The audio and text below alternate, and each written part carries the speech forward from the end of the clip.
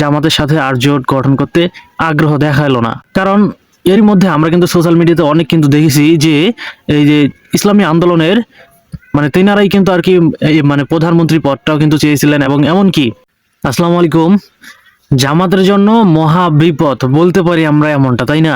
কারণ এই যে ইসলামী আন্দোলন দলটি, যেটা এতদিন আমরা শুনে আসছিলাম যে জামাতের সাথে দল গঠন করে অর্থাৎ একই জোটে অংশগ্রহণ করে তারা নির্বাচনটা করবে, কিন্তু হঠাৎ সেই দিন জামাত থেকে এই দলটি বের হয়ে গেল। ইসলামী আন্দোলন অর্থাৎ আমরা যাকে চরমনাই বলেও কিন্তু অনেকেই ডাকি, অর্থাৎ পীর দল দল এইরকম কিন্তু আমরা অনেকেই কিন্তু আর কি বলে থাকি।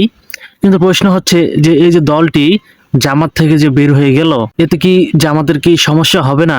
অবশ্যই জামাতের সমস্যা হবে, যদিও এটা জামাতের জন্য একটা চ্যালেঞ্জ।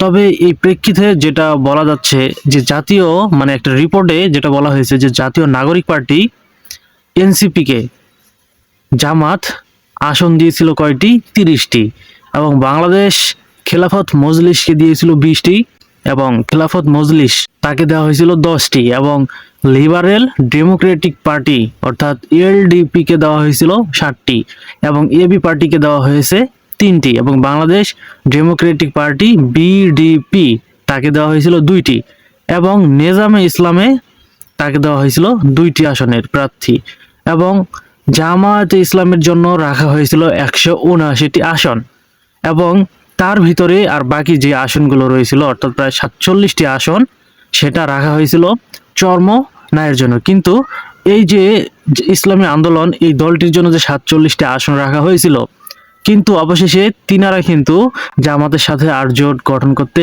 আগ্রহ দেখালো না। কারণ এরই মধ্যে আমরা কিন্তু সোশ্যাল মিডিয়াতে অনেক কিন্তু দেখেছি যে এই যে ইসলামী আন্দোলনের তিনারাই কিন্তু আর কি প্রধানমন্ত্রী পদটাও কিন্তু চেয়েছিলেন, এবং এমনকি লিখিত আর কি তারা ডকুমেন্ট চেয়েছিলেন যে আমাদেরকে এই মন্ত্রী পদগুলো দিতে হবে, এবং আসনের সংখ্যা যেখানে জামাত 47টি দেওয়ার কথা ছিল সেখানে তাদের দাবি ছিল প্রায় 100টির মতো।